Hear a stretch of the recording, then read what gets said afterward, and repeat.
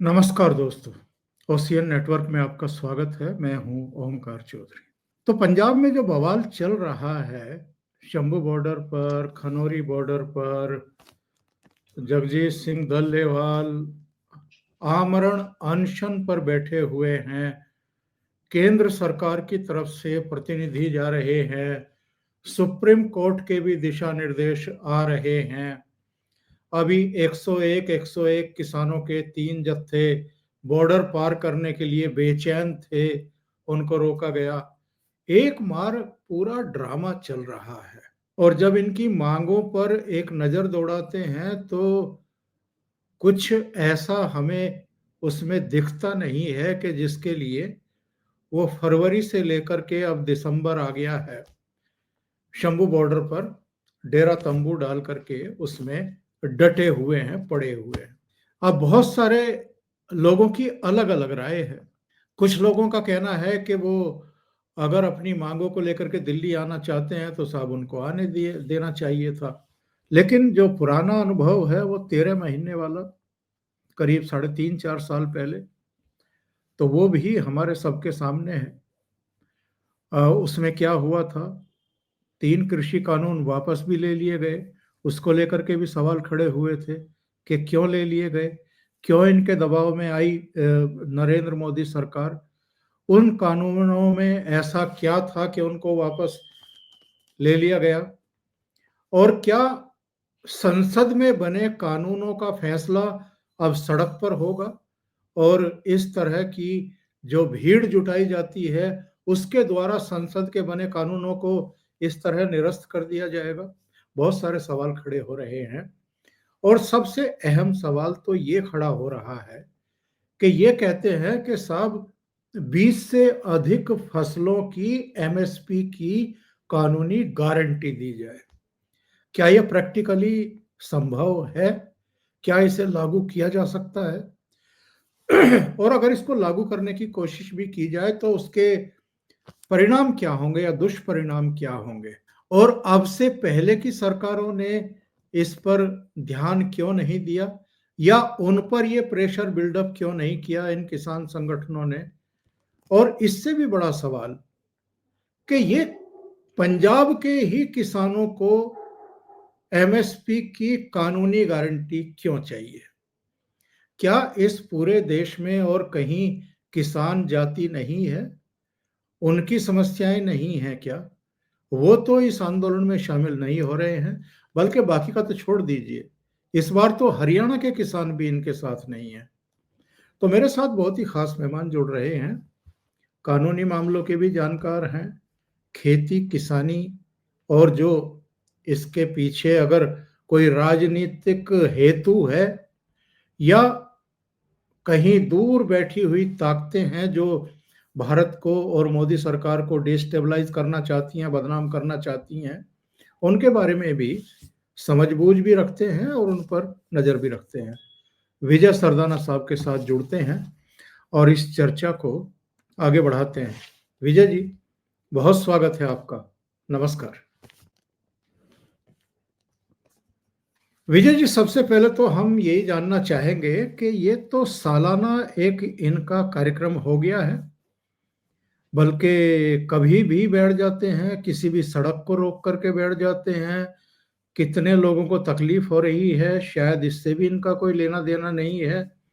और हम ये कैसे मान लें कि ये सारे देश के किसानों का प्रतिनिधित्व करते हैं? ओंकार जी, सबसे पहले आपको और सभी दर्शकों को मेरा प्रणाम। जी, बहुत स्वागत है। देखिए सर, ये मुद्दा गंभीर है। इसमें 2 चीजें हमें देखनी होंगी। सबसे पहले तो ये कि क्या भारत में किसानों की आर्थिक स्थिति बहुत अच्छी है? ऐसा भी नहीं है। दिक्कतें हैं और काफ़ी दिक्कतें हैं किसानों को। और अलग-अलग क्षेत्रों में अगर हम जाते हैं तो वहाँ पे पंजाब और हरियाणा तो फिर भी बहुत समृद्ध है। लेकिन जो बाकी देश के राज्य हैं, जहाँ पे सिंचाई की व्यवस्था नहीं है, इंफ्रास्ट्रक्चर नहीं है, स्टेट गवर्नमेंट ने कुछ खास काम नहीं किया, उन किसानों को तकनीकें नहीं मिली, गाइडलाइंस नहीं मिली, इन सब के कारण स्थिति गंभीर है। अब सवाल यह है कि किसान की खुशहाली का रास्ता क्या है? What we have to see in this whole case कि 2 ही तरीके से किसान की आमदनी हो सकती है। एक तो आमदनी हो सकती है कि सरकार किसानों को हर रास्ते पे सब्सिडी दे दे, और जब हम सब्सिडी की बात करते हैं तो हम इस बात को ध्यान में रखना चाहिए कि सरकार की जो आमदनी होती है वो टैक्स पेयर से होती है। और जब हम एग्रीकल्चर में बात करें 22-25 क्रॉप की और ओवरऑल एग्रीकल्चर की हम बात करते हैं, तो संविधान हमें ये कहता है कि हमें सबको बराबर निगाह से देखना है, ये संविधान। अगर हम मान लीजिए गेहूं की गारंटी लेते हैं तो टमाटर वाला कहेगा साहब मेरी क्या गलती है। अब वो आर्ग्यूमेंट ये आता है कि साहब टमाटर पे तो एमएसपी नहीं है इसलिए किस बात की गारंटी है। तो किसान तो यही बोलेगा ना कि साहब अगर आप गेहूं के लिए एमएसपी बना सकते हैं तो टमाटर के लिए क्यों नहीं बना सकते? किसी ने रोका है आपको? गोभी के लिए बना सकते हो, भिंडी के लिए बना सकते हो, जो फसलें हम उगाते हैं सबके लिए एमएसपी बनाओ और सबकी खरीदारी करो आप। हमने कब मना किया? कोई प्रावधान तो है नहीं ऐसा। एक समस्या ये है। दूसरी जो सबसे बड़ी समस्या ये है कि जब हम लीगल गारंटी की बात कर रहे हैं कि एमएसपी तो चलो हो गई, बता भी दी कि भाई कॉस्ट ऑफ प्रोडक्शन कितना है और उसमें कितना मिलना चाहिए। अब सवाल इस बात का है कि उसका पैसा देगा कौन? कंज्यूमर देता है तो किसान तक पहुंचता नहीं। आज हम कोई भी सब्जी है बाजार में 50-60-70 रुपए किलो से नीचे कुछ है ही नहीं। क्या किसान को मिल रहा है? नहीं मिल रहा। कभी भी किसान नेता इस बात के ऊपर सवाल नहीं उठाते हैं कि जो कंज्यूमर पैसा देता है उसमें कम से कम हमें यार 50-60% तो मिलना चाहिए ना। कभी आप देखोगे किसान नेता इस बात को नहीं उठाएंगे। वो ये कहते हैं कि सरकार अपनी तरफ से दे, कंज्यूमर क्या दे रहा है, व्यापारी आपस में क्या बांट रहे हैं, आड़तीये क्या रख रहे हैं, हम उस पर क्वेश्चन नहीं उठाएंगे। हम तो सिर्फ ये कह रहे हैं कि टैक्स पेयर के पैसे से जो सरकार पैसा इकट्ठा करती है उसमें से हमें सब्सिडी दे दे और गारंटी दे दे। अब जब गारंटी की बात आती है तो कुल मिला के स्थिति हमारे सामने आती है कि हिंदुस्तान में जो एग्रीकल्चर प्रोडक्शन है उसकी जो वैल्यू है वो करीब $510 बिलियन है। तो $510 बिलियन का मतलब है 40 लाख करोड़ से ऊपर। इसका मतलब यह आता है इस पूरे खेल के अंदर कि इतना तो आपका बजट ही नहीं है। इतना तो टोटल आपका जो बजट है करीब 40-47 लाख के आसपास है। 500 के आसपास आपकी फसलें हैं। तो क्या भारत सरकार अपना सारा बजट खेती पे लगा देगी? क्योंकि लीगल गारंटी का मतलब क्या है, सबसे बड़ी सवाल इस बात की है। अब मैं आपके सामने दो बहुत इंटरेस्टिंग उदाहरण रखता हूं, जनता को ये समझना पड़ेगा। बहुत सारे किसान नेता जब किसान आंदोलन हो रहा था तब वो कह रहे थे कि नहीं हमने ये कब कहा है कि सरकार खरीदे, बस सरकार गारंटी ये दे कि जो भी खरीदेगा वो एमएसपी के नीचे नहीं खरीदेगा। इस बार सोयाबीन की स्थिति आप देख लो सर। सोयाबीन का रेट चल रहा है करीब 48 रुपए, आप 49 रुपए मान लो एमएसपी। मंडियों में रेट चल रहा है 35, 36, 40 के आसपास। अंतरराष्ट्रीय बाजार में सोयाबीन का रेट है 38 से 40 के बीच में। कंपनियों ने किसान से माल खरीदना बंद कर दिया क्योंकि तेल आयात हो रहा है। अब जब तेल आयात हो रहा है, जब मुझे अंतरराष्ट्रीय बाजार में सोयाबीन भी सस्ता मिल रहा है, तेल भी सस्ता मिल रहा है, तो मैं भारत के किसान से क्यों खरीदूंगा? मैं मान लीजिए कि देशभक्त इंडस्ट्रियलिस्ट हूं, मैं खरीदता हूं और मेरी पैदावार जो बनती है तेल की वो बनती है 150 रुपए किलो। अंतरराष्ट्रीय बाजार से वही तेल मुझे मिल जाता है 100 रुपए किलो। मुझे बता दीजिए क्या यही किसान अपने ही बीजों से बना हुआ तेल 150 रुपए में खरीदेंगे जब विदेशी तेल 100 रुपए में मिल रहा है? यही किसान बोलेगा कि साहब तेल महंगा हो गया। उस स्थिति में आप क्या करेंगे? उस स्थिति में यह होता है कि आपके पास अब एक ही तरीका है कि आप कस्टम ड्यूटी बढ़ा दो ताकि विदेशी तेल ना आए। जैसे ही आपने कस्टम ड्यूटी बढ़ाई, देखिए तेल के दाम बढ़े या नहीं बढ़े। पिछले 2 महीने में यही चर्चा हो रही है कि तेलों के दाम क्यों बढ़ रहे हैं। भैया आप कस्टम ड्यूटी बढ़ा दी आपने, सरकार ये क्यों नहीं देखती? कहने का मतलब बहुत सिंपल है सर कि अगर ये किसान कहते हैं कि साहब हम लीगल गारंटी चाहते हैं, तो लीगल गारंटी का मतलब क्या है? लीगल गारंटी का मतलब ये है कि अगर कोई नहीं खरीदेगा तो सरकार खरीदेगी। गारंटी किस बात की? अगर गारंटी नहीं है तो जो एमएसपी अभी घोषित हो रही है वो वैसे भी घोषित हो रही थी। एज ए व्यापारी हम खरीदेंगे नहीं, एज ए सरकार खरीद नहीं सकती, इतने पैसे नहीं है। तो क्या होगा? किसान की हालत और खराब हो जाएगी क्योंकि उसका माल खरीदने वाला कोई नहीं होगा। और अगर आप जोर जबरदस्ती करेंगे तो महंगाई इतनी बढ़ जाएगी कि फिर आपका कंज्यूमर सड़क पे आ जाएगा। और उससे भी इंटरेस्टिंग बात सर, किसान उगाता है एक फसल गेहूं, वो दालें खरीदता है, तिलहन के से निकला हुआ तेल खरीदता है, पशुओं के लिए खल खरीदता है, मसाले खरीदता है, अपने बाकी सब्जियां खरीदता है, आलू प्याज कॉटन वॉटन सब खरीदता है। उसको पैसा मिलेगा एक फसल पे, देना पड़ेगा उसको 20 फसलों पे। किसान की आर्थिक स्थिति अच्छी होगी या खराब, इसको समझना पड़ेगा। तो मेरा कहने का मतलब यह है कि किसानों ने अनफॉर्चुनेटली इसको एक ईगो पॉइंट बना लिया है। अनफॉर्चुनेटली हमारी जितनी एग्रीकल्चर यूनिवर्सिटीज हैं और डिपार्टमेंट हैं और स्टेट गवर्नमेंट्स हैं, उन्होंने आज तक किसानों को एग्रीकल्चर इकोनॉमिक्स के बारे में कभी समझाया ही नहीं। आज दिक्कत यह हो गई है कि पॉलिटिशियंस ने किसान को भगवान बना दिया। आप देखिए शिवराज सिंह जी का लोकसभा में क्या भाषण था, किसान मेरे लिए भगवान है। मैं कहता हूं यार उनको भगवान मत बनाओ, व्यापारी बना दो, उनको कमाने दो। आप उनको सिर पे रखते हो और भूखा रखते हो, क्या फायदा। भगवान को आप मंदिर में बंद करके रख देते हो और सुबह शाम प्रसाद चढ़ा देते हो, वो तो पत्थर की मूर्ति है, बर्दाश्त कर लेगी, किसान क्या करेगा। तो किसानों को गलतफहमी में चने के झाड़ पे मत चढ़ाओ, किसान को भगवान मत बनाओ, उसको व्यापारी बनाओ, उसको कमाना सिखाओ, तब उसका भला होगा। भगवान बनाने से उसका भला नहीं होगा। यह बात हमारा पॉलिटिकल क्लास समझना नहीं चाहता और किसान नेताओं को अब यह लगता है कि हम बहुत बड़े वोट बैंक हैं और हमें मीडिया अटेंशन चाहिए, तो जो जो हम हरकतें करेंगे उससे हमारा पब्लिसिटी होगा, हमारा पॉलिटिकल कैरियर बनता है और हमारे को गुडविल मिलती है। ये जो पूरा खेल हो रहा है, अनफॉर्चुनेटली इसके पीछे लॉजिक नहीं है। किसान की विजय जी, आमदनी बढ़ने की इसमें कोई दो राय नहीं है, लेकिन legal guarantee is not an answer. मेरा इतना क्या। विजय जी, ये कोई पॉलिटिकल फोर्स है या ये कोई राजनीतिक नतीजों को, चुनावी नतीजों को प्रभावित कर सकते हैं, ये गलतफहमी तो कई बार दूर हो चुकी है। थोड़ा बहुत नुकसान अगर हम देखें 2022 के उत्तर प्रदेश के चुनाव में, तो वो पश्चिमी उत्तर प्रदेश की 5-7 सीटों पर हुआ। अभी हरियाणा में इलेक्शन हुए हैं। अगर कोई प्रभाव इन आंदोलनों का होता या इन आंदोलनों में भाग लेने वाले किसानों का, खाप पंचायतों का होता, तो भारतीय जनता पार्टी की सरकार हरियाणा में नहीं बनती। लोकसभा चुनाव में भी कोई बहुत बड़ा नुकसान हुआ हो ऐसा भी नहीं है। तो ये गलतफहमी तो इनकी दूर होनी चाहिए। नहीं हो रही है तो इसकी वजह क्या है? और नंबर दो, क्या इनके पीछे कुछ पॉलिटिकल क्लास है, कुछ ताकतें हैं जो इनका मिसयूज कर रही हैं, जो इनको उकसा रही हैं, गलत सलाहें दे रही हैं और बार बार ला करके बैठा देती हैं, माहौल खराब करती हैं?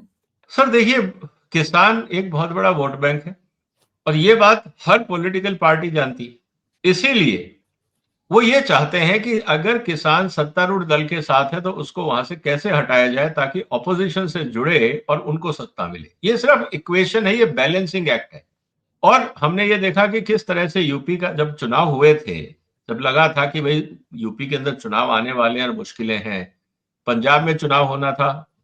अमरिंदर सिंह जी को अगर पता होता कि किसान उनको वोट नहीं देंगे तो मुझे नहीं लगता वो किसान आंदोलन को इतना समर्थन देते।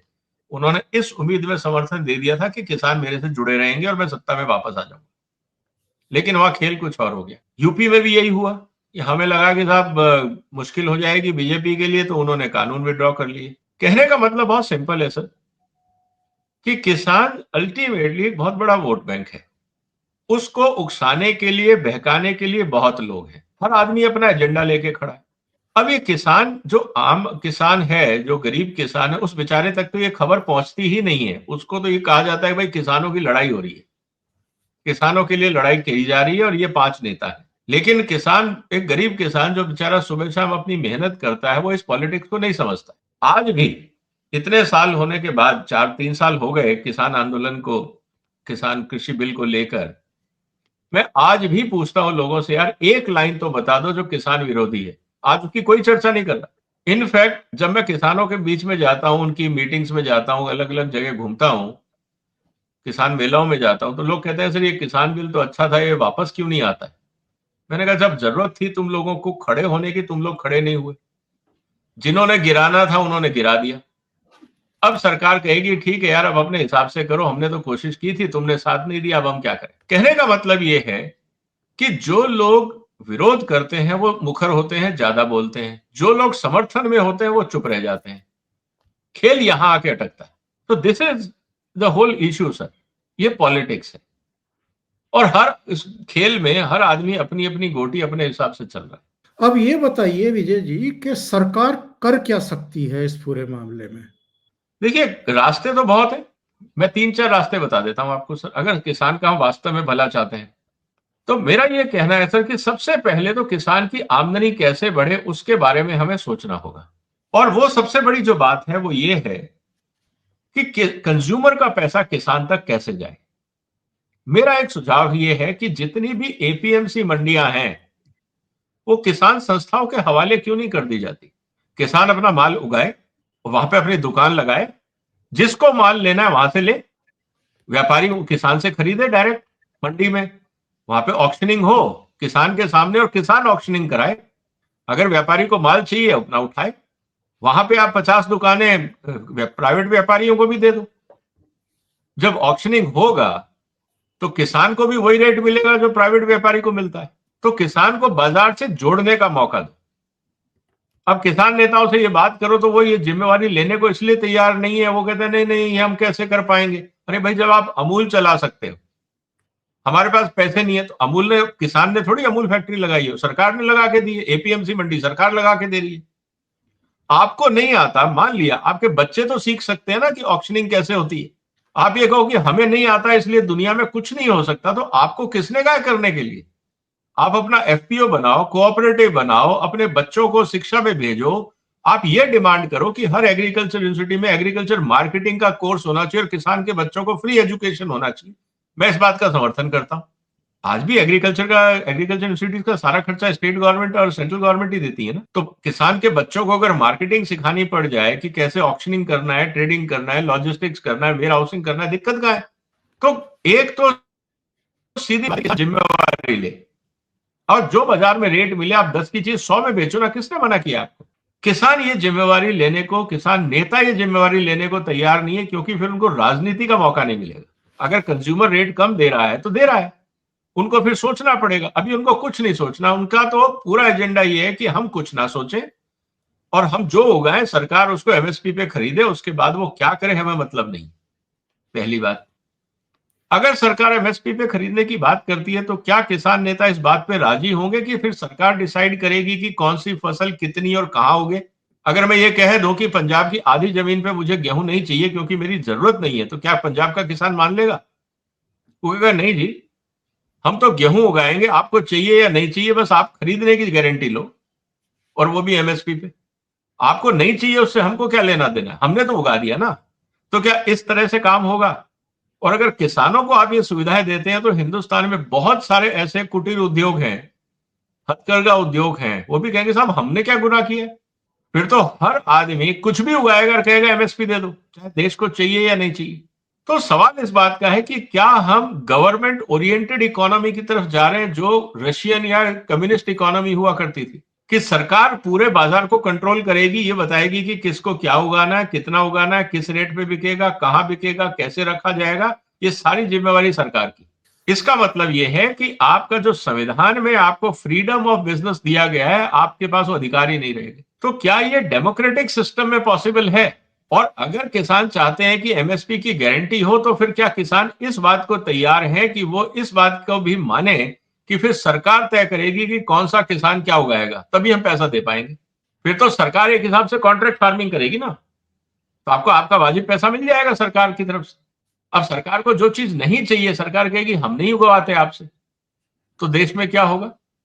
क्योंकि मैं तो उतनी ही कमिटमेंट आपको दूंगा जितना मेरे पास पैसा है। मैं बाकी पैसे कहां से लाऊंगा? मान लीजिए मेरे पास 100 रुपए, मैं तो मैं कहूंगा 100 रुपए का गेहूं और 100 रुपए का चावल उगा के दे दो, बाकी टमाटर वगैरह कुछ मत उगाओ क्योंकि मेरे पास पैसे नहीं है। तो क्या किसान मान लेगा? तो कहने का मतलब यह है कि सर ये स्थिति गंभीर है और इसके पीछे राजनीति ज्यादा है, लॉजिक कम। दो चीजें कही जाती हैं। एक, नंबर एक के गलत हाथों में किसानों की यूनियन है। इनको या तो समझ नहीं है चीजों की, कानूनों की, व्यवस्था की, कैसे सब कुछ किया जाता है उसकी, या ये समझना नहीं चाहते, या इनकी ईगो बहुत हाई कर रखी है। दूसरी बात ये कही जाती है कि एक्चुअल जो किसान है वो तो इनके साथ है ही नहीं।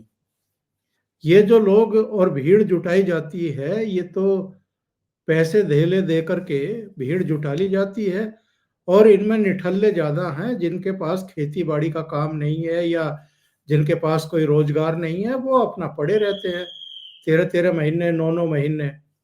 तो ऐसे में साहब रास्ता कैसे निकलेगा? देखिए, ऐसा ऐसा दो चीजें समझनी होंगी।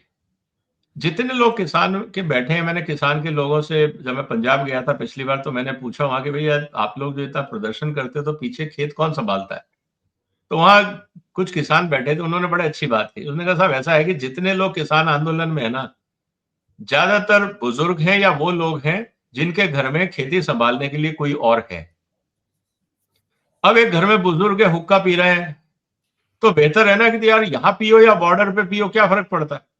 तो आप घर में बैठे हो, हमने मान लीजिए अपने गांव से 10 बूढ़ों को भेज दिया, या 10 उन लोगों को भेज दिया जिनको लगता है कि गांव में उनका भाई संभाल लेगा, कोई और संभाल लेगा, और वो स्पेयर कर सकते हैं टाइम को। ये वही लोग हैं, उन पे पारिवारिक जिम्मेवारियां नहीं है या खेती की जिम्मेवारियां नहीं है, नहीं तो कौन किसान छोड़ेगा?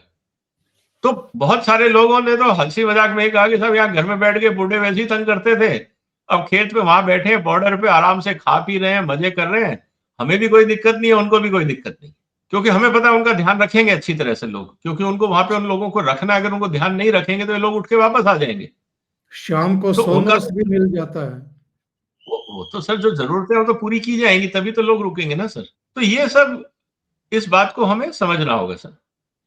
तो मेरा ये कहना है कि सर, ये बातें तो बहुत लॉजिकल हैं, आप किसी भी खेत में जाके पूछ लो, गांव में पूछ लो, आपको लोग बता देंगे। और फिर दूसरा, इसके पीछे जो किसान नेताओं की बात कही है, जैसा मैंने कहा कि सर इसके पीछे बहुत पब्लिसिटी है, और पब्लिसिटी है, पैसा है, ब्रांडिंग है। जिन लोगों को आज तक आप जानते नहीं थे, वो हेडलाइन बन गए हैं, वो ग्लोबल न्यूज में आ रहे हैं, आज उनको इंटरनेशनल मीडिया कवर कर रहा है। और क्या चाहिए सर? तो ये कैमरा और न्यूज बाइट, ये बहुत पावरफुल चीज है लोगों को मोटिवेट करने के लिए। ये बताइए, जो एक सवाल मैंने शुरू में भी उठाया था, ये किसान केवल पंजाब में ही रहते हैं क्या?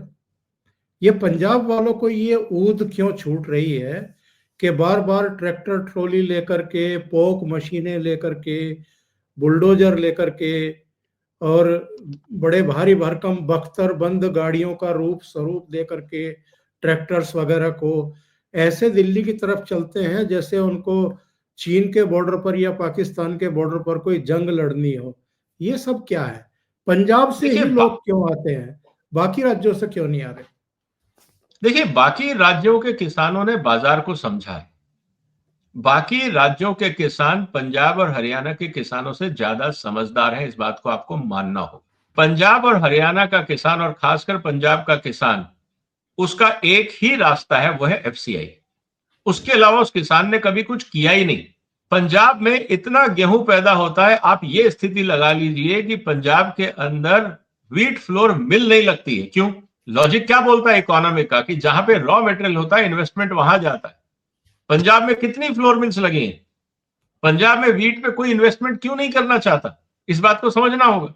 क्योंकि एक तरफ तो वहां पे जिस तरह से मंडी सिस्टम है, क्योंकि उन्होंने क्या किया है कि उन्होंने कहा कि हम खरीद के देंगे एफसीआई को, और राज्य सरकार को लगा कि यार एफसीआई तो मिल्किंग काऊ है, तो उन्होंने मान लीजिए मंडी टैक्स उठा के कर दिया 10%। अब एफसीआई को लेना है, 10% देना पड़ेगा, बाजार तो देगा नहीं। क्योंकि वही चीज अगर मैं यूपी बिहार में या कहीं और लेता हूं, तो वहां तो 1-2% में दे काम हो जाता है। मैं 6%, 8%, 10% ड्यूटी या मंडी टैक्स क्यों दूंगा भाई? तो ये सवाल इस बात का है कि राज्य सरकारों को भी लगा कि हम तो एफसीआई से वसूली करेंगे। उन्होंने कभी पंजाब के अंदर बाजार खड़े ही नहीं होने दिए। आप पंजाब से पूछो क्या बोलते हैं वो, हमारे यहां सबसे अच्छा मार्केटिंग इंफ्रास्ट्रक्चर है। उनको गलत फहमी है। पंजाब में कोई मार्केट है ही नहीं, सिर्फ मंडियां हैं और गोडाउन है। बाजार वो होता है जहां पे खुला आदान प्रदान होता है। वहां एक ही कस्टमर है, एफसीआई। और कोई कस्टमर ही नहीं है वहां पे। तो इसीलिए पंजाब का किसान जो है उसको बाजार से कभी जोड़ा ही नहीं गया। इसीलिए उसके लिए अगर कोई माई बाप है तो वो है एफसीआई। अब उनको ये डर लग रहा है कि कल को सारे राज्यों में गेहूं पैदा होने लग गया है, चावल पैदा होने लग गया है नॉर्थ के, कल को बाकी राज्य भी कहेंगे आप सारी खरीदारी पंजाब से क्यों करते हो, हमारे यहां से भी करो। और वो लॉजिकल है, एक ही राज्य को क्यों प्रेफरेंस दिया जाए। तो जब आप बंटवारा करोगे, या जब केंद्र सरकार ने, एफसीआई ने एक स्कीम बनाई है कि भाई राज्य सरकारें खरीदें और अपने यहाँ पीडीएस में बांटें, तो मान लीजिए यूपी की सरकार को अपने राशन की दुकानों में गेहूं देना है, तो मैं पंजाब से क्यों लूंगा, मैं तो यूपी के किसान से लूंगा ना, हरियाणा वाला हरियाणा से लेगा। तो जब सारी जगह पे हर राज्य सरकार अपने अपने यहां से ले रही है और जहां पे नहीं है वहां एफसीआई सप्लाई करेगा, और कुछ हिस्सा वो पंजाब से लेगा, कुछ यूपी से, कुछ हरियाणा से, तो पंजाब का जो आड़तिया वर्ग है जिसका पूरा कमीशन का बिजनेस उस पे है, वो ये नहीं चाहता। तो वो चाहता है कि मेरी कमीशन बंधी रहे। तो उसको दो चीजें इंपॉर्टेंट है हर साल, एक तो एमएसपी बढ़े, क्योंकि एमएसपी के बेस पे या रेट के बेस पे परसेंटेज पे कमीशन है। अगर आपकी फसल की कीमत आज 20 रुपए है और 5% मान लीजिए कमीशन है, कल को फसल के रेट 25 रुपए हो जाते हैं तो कमीशन तो 5% ही रहेगी ना सर। मैंने तो बगैर कुछ किए मेरी तो कमीशन बढ़ गई। इसीलिए हर साल एमएसपी का बढ़ना कमीशन एजेंट्स के लिए सबसे अच्छी बात। और मेरे को आज तक ये बात समझ में नहीं आई, ये परसेंटेज पे क्यों है, ये रेट पे क्यों नहीं है कि भाई पर क्विंटल हम आपको 10 रुपए देंगे। अब क्विंटल का रेट 20 रुपए हो या 40 रुपए, तुमका क्या लेना देना, परसेंटेज पे क्यों, एब्सोल्यूट नंबर पे क्यों नहीं। कि आप इस पे चर्चा करेंगे तो सब लोग सड़क पे आ जाएंगे कि नहीं नहीं नहीं परसेंटेज ही होना चाहिए। तो समस्या इनकम की है सर। और जब इस तरह से बंदर बाट होती है तो आप समझिए इस बात को कि उसमें अकेला सिर्फ व्यापारी नहीं खाता ना, वो वहां का जो पॉलिटिशियन है वो भी उसी के चंदे के भरोसे जिंदा है। तो वो चाहता है कि मेरा व्यापारी खुश रहे। अमरिंदर सिंह जी ने क्या बोला था किसान आंदोलन के समय में प्रेस वार्ता में, जब से केंद्र सरकार से मीटिंग थी, कि हम चाहते हैं केंद्र सरकार आड़तियों के माध्यम से किसान से खरीदे। क्यों भाई, डायरेक्ट एफसीआई क्यों ना खरीदे। और जो पेमेंट की जाती है वो किसान के खाते में डायरेक्ट ना हो, वो आड़तियों के माध्यम से हो। चीफ मिनिस्टर को आड़तियों की इतनी चिंता क्यों थी, आप इस बात को सोचिए। आपको किसान की चिंता होनी चाहिए ना, मुद्दा किसान का है लेकिन आड़तियों के हितों को बचाना जरूरी है। फिर आड़ती ही वहां पे जो लोकल एडमिनिस्ट्रेशन है, जो लोकल नेता है, सरपंच हैं, उन सबका ध्यान रखते हैं। फिर पुलिस वालों का भी अपना हिस्सा होता है, बाकियों का भी हिस्सा होता है। तो ये पूरी इकोनॉमी है। इसीलिए पुलिस वाले भी नहीं चाहते कि आंदोलन बंद हो जाए, तो चाहते हैं कि परेशान हो, ताकि वो जो सरकार सुधार कर रही है जिससे हमारा हिस्सा कटेगा वो ना हो। तो सुधार तो कोई नहीं चाहता ना सर, सबका अपना अपना वेस्टेड इंटरेस्ट है, और इसीलिए किसानों को सामने खड़ा कर दिया जाता है। एक वीडियो बड़ा वायरल रहा पिछले दिनों भगवंत मान का, तब तक इनकी सरकार नहीं बनी थी पंजाब में, और ये उस इंटरव्यू में कह रहे हैं कि साहब 2022 में हमारी सरकार आएगी और एक एक दाना हम किसान से खरीदेंगे, एमएसपी पर खरीदेंगे। तो अपने ही इंटरव्यू की कही हुई बातों को एक तो ये भुला चुके हैं, केवल सत्ता में आने के लिए इस तरह के सब्ज बाग दिखाना। नंबर 2, हरियाणा गवर्नमेंट ने एक भावांतर योजना लागू कर रखी है कि साहब जो एमएसपी निर्धारित है उस पर अगर आपकी खरीदारी नहीं हो पा रही है तो आप मार्केट में बेचिए, और जितना एमएसपी उसका तय है उसका जो भी भाव अंतर होगा वो सरकार आपको दे देगी। तो इस तरह की योजना बाकी राज्यों में क्यों नहीं लागू हो सकती है? सर देखिए, ऐसा है कि भावांतर का जो एग्जाम्पल है ना वो बहुत खतरनाक रहा, मध्य प्रदेश सरकार ने किया, उसके परिणाम बहुत घातक निकले। भावांतर का पर्पज ये था कि अगर मंडी का रेट मान लीजिए एमएसपी 20 रुपए है और मंडी का रेट अगर 18 है तो 2 रुपए सरकार दे देगी। ये था भावांतर। व्यापारी वर्ग ने क्या कहा, उसने कहा यार भावांतर में तो सरकार तुम्हें दे रही है ना, तो अब हम तुम्हें 18 रुपए नहीं देंगे, अब हम तुम्हें 15 रुपए देंगे, 5 रुपए सरकार से ले लो। फिर दूसरे ने कहा यार हम तो 12 रुपए देंगे, तुम 8 रुपए सरकार से ले लो। तो सरकार का तो दिवाला निकल गया। इसीलिए कभी भी मार्केट फोर्सेस के साथ मतलब छेड़खानी नहीं करनी चाहिए। हमारी पॉलिटिकल क्लास को ये बात कब समझ में आएगी, मैं आपको एक बात बता देता हूं sir, market forces are more powerful than political forces. आप दुनिया की कितनी बड़ी भी सरकार हो, बाजार के आगे आपको झुकना पड़ेगा अगर एफिशिएंट मार्केट है तो। आप अगर सारी जगह बैन लगा दो, कस्टम ड्यूटियां लगा दो, वो भी कीमत आप ही को चुकानी पड़ेगी, क्योंकि अगर कोई चीज आयात होती है तो उसके पीछे कारण है, क्योंकि आप या तो बना नहीं पा रहे हैं या आप महंगा बना पा रहे हैं, तो कीमत तो चुकानी पड़ेगी। बाजार से आप नहीं लड़ सकते। आप बाजार को रोकने का प्रयास करोगे तो कीमत आप ही को चुकानी पड़ेगी और कोई बीच में नहीं आने वाला है।